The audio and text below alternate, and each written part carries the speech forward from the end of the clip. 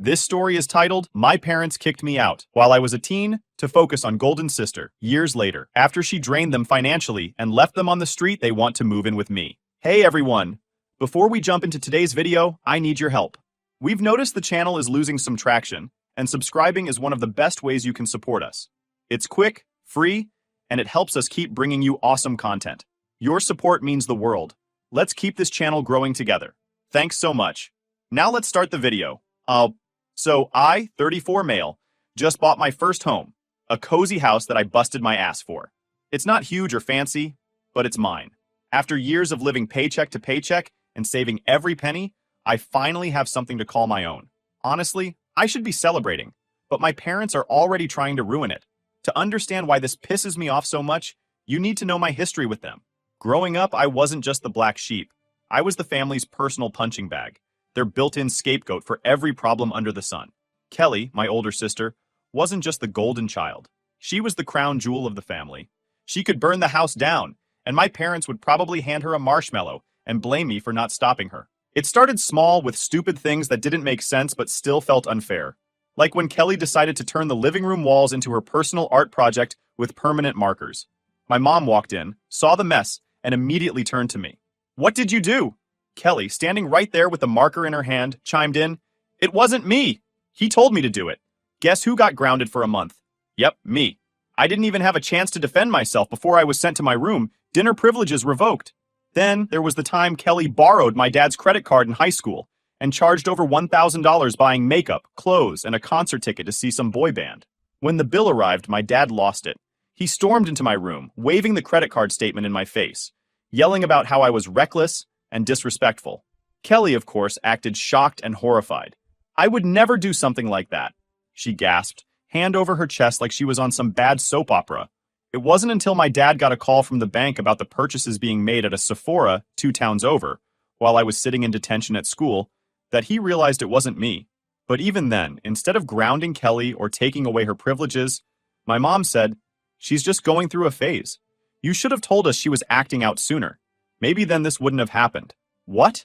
Like it was my job to babysit her and take the fall for her crimes? By the time I was 16, I knew better than to expect fairness. But the incident that broke me still came out of nowhere. My dad's car, a brand new luxury sedan, went missing from the driveway. Apparently, Kelly had taken it for a joyride with her friends and smashed it into a guardrail. The cops were involved, and my parents were livid. Of course, Kelly told them I stole the car. She spun this whole story about how I took the keys and went out with some bad kids and left it wrecked on purpose. I tried to tell them the truth, that I hadn't even touched the car, but they didn't believe me. My dad blew up saying I was out of control and an embarrassment to the family. Without even giving me a chance to explain, they decided I was too much to handle and sent me to live with my grandma. And not just for a little while.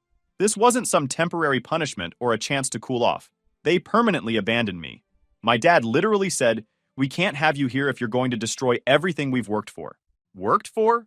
I wasn't the one who wrecked the car. But Kelly?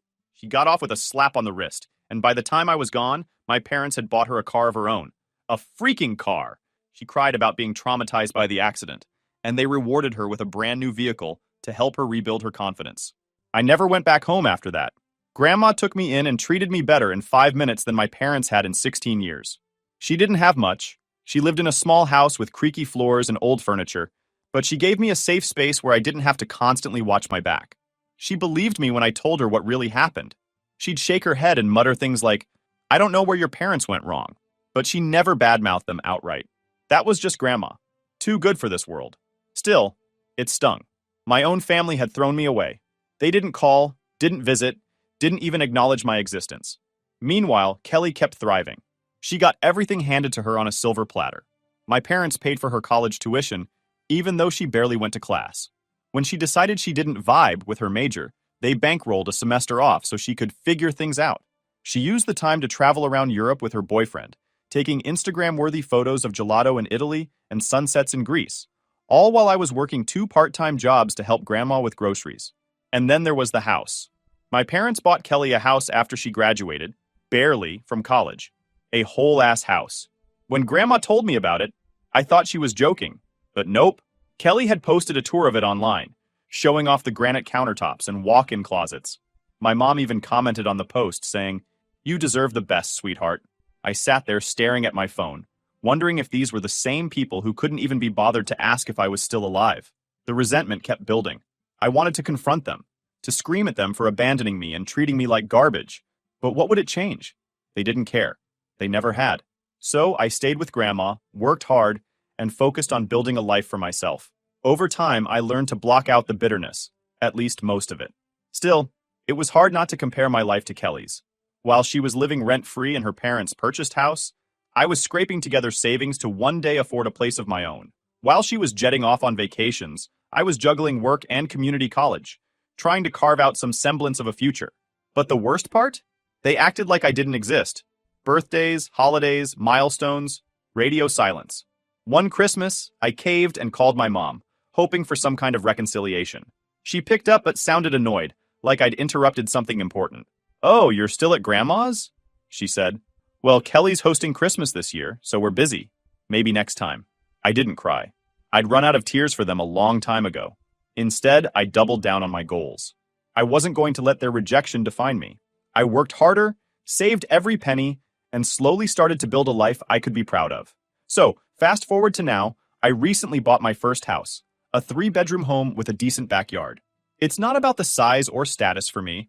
It's about what it represents: freedom, security, and finally having something that's truly mine, or more accurately, ours. See, this isn't just my house. My grandma, the one person who's always been in my corner, is on the deed with me. After everything she's done for me, it was a no-brainer. Putting her name on the house wasn't just a gesture. It's a statement. This home belongs to the only real family I've ever had. And, as fate would have it, that decision would turn out to be the best insurance policy I could have asked for. We'd only been living here a few months when Grandma's health started to decline, and that hit me hard. But I wasn't about to let her struggle alone. I hired a private nurse to help take care of her, someone who could be there while I worked. It wasn't easy to juggle, but this was Grandma. She deserved nothing less. While we were settling in, I got a call. I saw Mom pop up on the screen and nearly dropped my phone out of pure shock.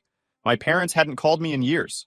The last time I heard from them, I was 25, busting my ass at a warehouse job, and they called to tell me Kelly was hosting Christmas. So I probably wouldn't feel comfortable coming. And now, out of nowhere, my mom decides to play concerned parent? Yeah, I wasn't buying it. Still, I answered. "Hi, sweetheart," she chirped, her tone so sugary I almost gagged. "We heard you got a house. That's such a big step. You must be so proud." "Yeah," I replied cautiously. "What do you want?" The fake cheerfulness vanished like a popped bubble. "Well, your father and I are in a bit of a bind. You know how things have been tough for Kelly lately?" I already knew where this was going, but I let her continue. "And we had to help her out. It's been really hard on us financially, and we're losing the house. We were thinking, since you've got all that space, maybe we could stay with you for a while, just until we get back on our feet." There it was. The audacity, the absolute gall. I almost laughed. After everything they'd done, kicking me out, abandoning me, ignoring me for years, they really thought I'd just open my doors to them? "No," I said flatly. She gasped like I'd slapped her. "But we're family. Were we family when you dumped me on Grandma?" I snapped. "Were we family when you gave Kelly everything and left me to fend for myself? Sorry, but no. I'm not your backup plan." Her tone turned icy. "I can't believe you're being so selfish. We raised you. Grandma raised me," I corrected. "And I'm not giving you a damn thing." I hung up, shaking with anger. But it didn't stop there. Over the next few days, the guilt trip texts started rolling in. My dad sent me a novel-length message about how they'd sacrificed so much for me, and how I was turning my back on my own blood. Kelly even had the audacity to chime in, calling me pathetic for letting our parents suffer. This coming from the woman who caused the entire mess in the first place. See, Kelly's house, the one my parents bought for her, got foreclosed because she maxed out her credit cards trying to live like some Instagram influencer. When that house of cards came crashing down, she ran crying to Mom and Dad, who drained their savings to bail her out. But it wasn't enough. Now they were broke, losing their own home, and Kelly was living with them again, still mooching off whatever scraps they had left. Meanwhile, Grandma and I were thriving. I got a better job soon after moving, which meant I could start putting money into upgrades for the house. Even with Grandma's nurse bills stacking up, we made it work. For the first time in my life, I felt like I was exactly where I was supposed to be. But of course, my parents couldn't let me have peace. They showed up at the house one afternoon, uninvited, banging on the door like they were the cops. When I opened it, my mom immediately tried to push her way inside. "We need to talk," she said, her voice sharp. "No, we don't," I replied, blocking the doorway. "Whatever you're here for, the answer is no." My dad stepped forward, looking angrier than I'd ever seen him. "We're your parents. We gave you everything, and this is how you repay us?" "You gave me nothing," I said calmly. "Grandma gave me everything. And this house? It's mine and hers. You're not welcome here." My mom's voice hit a new pitch. "This house wouldn't exist without us. You wouldn't exist without us. You owe us." I laughed bitterly. Grandma finally had enough. She came to the door, frail but firm, her voice calm and unwavering. "This is our house," she said, her eyes narrowing at my parents. "And if you don't leave, I'll call the police." That shut them up real quick. They stormed off, muttering under their breath about how I was ungrateful and selfish. A week later, I heard through mutual acquaintances that my parents were telling everyone I'd stolen the house from them. According to their version of events, they had helped me financially, and I had cut them out once I got the keys, which of course was complete and utter bullshit. Every dime that went into this house was mine, and the deed, with Grandma's name on it, proved it. Kelly was still mooching off them, still causing chaos. Apparently, she'd maxed out another credit card, this one co-signed by my dad, and now they were on the hook for even more debt. Their house officially went into foreclosure, and the three of them were crammed into a tiny rental apartment. Meanwhile, I'm finally building a life that is mine, not because of my parents, but in spite of them. Every time I walk through the front door, I'm reminded of what real family looks like. And that's worth more than anything they could have ever offered. As for my parents and Kelly, well, karma has a way of catching up with people. They're stuck in that tiny rental, drowning in debt and drama, and from what I hear, Kelly's already on her third big idea to get rich quick. They put in greed, selfishness, and lies, and now they're reaping exactly what they sowed. Me? I've got peace, stability, and the kind of life they'll never understand. Funny how life works, isn't it? Update. Hi Reddit, it's been a while. You won't believe what happened since my last post. I thought cutting off my parents and Kelly would be the end of their nonsense, but clearly I underestimated just how far they'd go. Okay, so fast forward a few months, and life was finally settling into a peaceful rhythm. Grandma passed away in her sleep. Losing her left a hole in my heart that I don't think will ever fully heal. But I was determined to honor her by continuing to live the life we built together. I didn't have the luxury of wallowing. She wouldn't have wanted that. And honestly, I owed it to her to keep going. But peace in my life is apparently something my parents and Kelly find intolerable. Less than a week after Grandma's funeral, they started circling like vultures. My mom called, putting on her most syrupy sweet voice, the one she uses when she's about to try and manipulate someone. "We just wanted to check on you," she said, fake concern dripping off every word. "It must be so hard losing Grandma. She was such a special lady." I nearly laughed. The same people who hadn't visited Grandma in years now wanted to act like grieving saints? Spare me.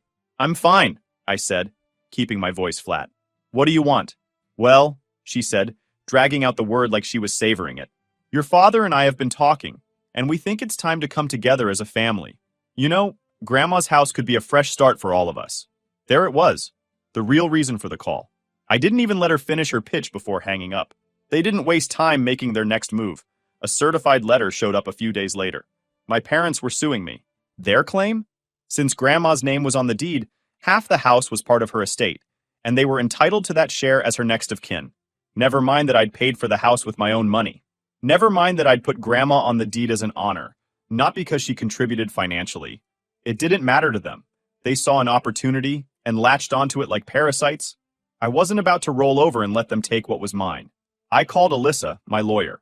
She reviewed the letter and explained that while their argument wasn't airtight, it wasn't completely baseless either. Technically, with Grandma's name on the deed, they could argue that her share was part of her estate. It didn't mean they were right, but it did mean we'd have to fight. "They're grasping at straws," Alyssa assured me. "But we'll need to be thorough. This could get messy." The first step in the legal process was discovery, which basically meant both sides had to gather and exchange all the evidence they had. I handed over everything. Bank statements showing I'd made every payment on the house, emails with the real estate agent, even texts with Grandma where we talked about putting her name on the deed as a symbolic gesture. Alyssa said it was airtight. My parents, on the other hand, decided to get creative. Their lawyer, this smug guy with slicked back hair and a bad suit, argued that since Grandma's name was on the deed, it was proof that she had a financial stake in the house. They even dug up old family photos of Grandma sitting on the porch or helping me plant flowers in the yard, claiming it was evidence that she was a co-owner. The audacity didn't stop there. They tried to twist the fact that I'd hired a nurse for Grandma in her final months into an argument that I was managing her share of the property. According to them, my paying for her care wasn't an act of love. It was some kind of financial arrangement. I couldn't believe the lengths they were going to just to paint me as the bad guy. Alyssa wasn't fazed. "Let them dig their hole," she said. "The more ridiculous their claims, the easier it'll be to dismantle them in court." While the legal process crawled forward, my parents and Kelly launched a full-on smear campaign against me. Kelly, true to form, took to social media with her crocodile tears. She posted some long, dramatic rant about how I was stealing the family home and leaving my poor, helpless parents homeless. The comments were filled with sympathy from people who had no idea what the real story was. Stuff like, "How could he do this to his own family?" and "Blood is thicker than water." It would have been laughable if it wasn't so infuriating. These were the same people who had kicked me out as a teenager, who hadn't even visited Grandma while she was sick, and now they wanted to play the victims. The hypocrisy was almost impressive. What really got me was the way they dragged Grandma into it. My parents started telling anyone who would listen that I'd manipulated her into signing over the house. They painted me as some kind of greedy, conniving grandson who'd taken advantage of a frail old woman. It was disgusting. I didn't engage, though. I knew getting into a public back and forth would just add fuel to their fire. Instead, I focused on gathering more evidence to prove my case. Before we could head to court, the judge ordered us into mediation.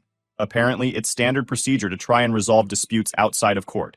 I wasn't optimistic, but Alyssa said it was worth going through the motions. The mediator was this exhausted-looking woman who clearly dealt with family drama for a living. She started by asking if there was any way we could come to an agreement.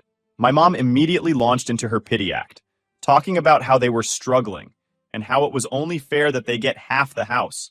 Fair would have been treating me like a human being when I was a kid. Fair would have been not abandoning me when I needed you the most. "You don't deserve a dime." My dad tried to step in, puffing himself up like he was going to intimidate me.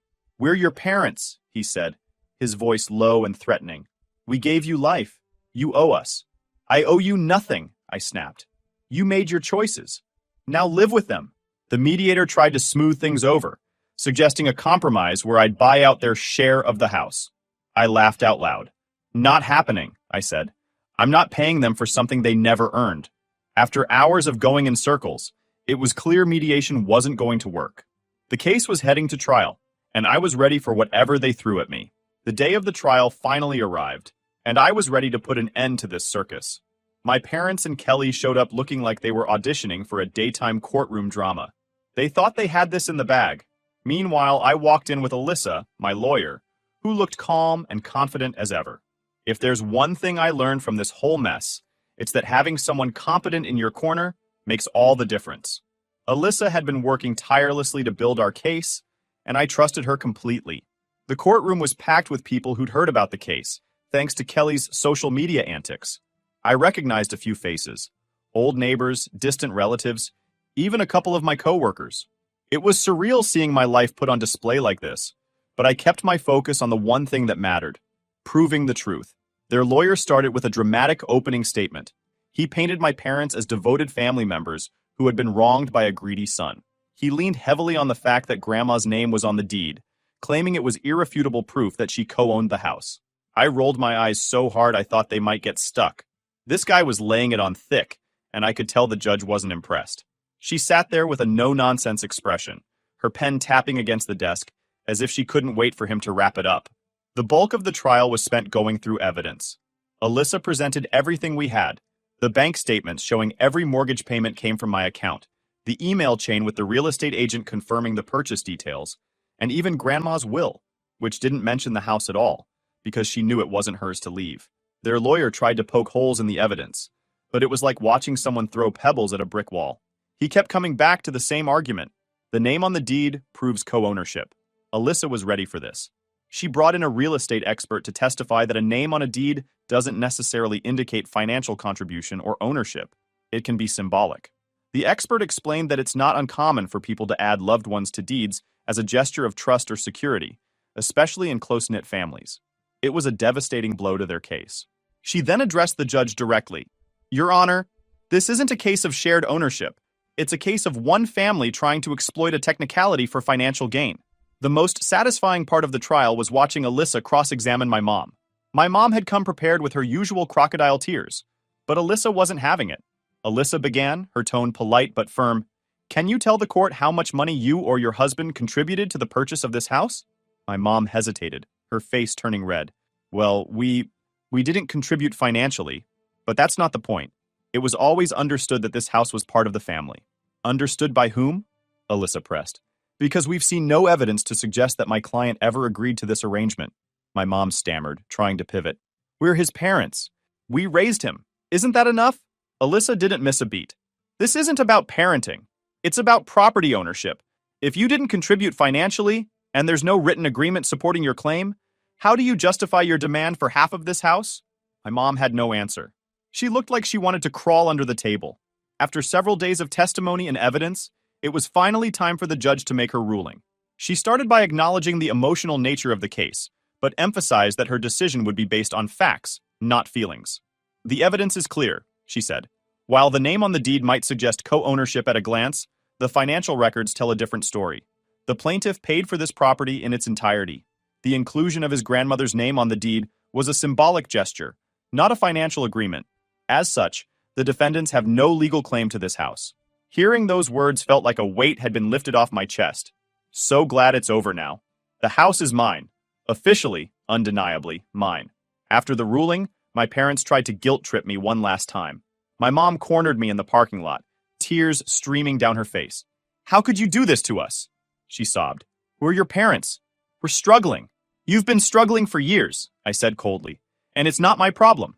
You made your bed, now lie in it." She didn't have a response to that. Since then, I've gone completely no contact. They've tried reaching out through mutual acquaintances, but I shut it down every time. And from what I hear, my parents are stuck in their tiny rental, still blaming everyone but themselves for their problems.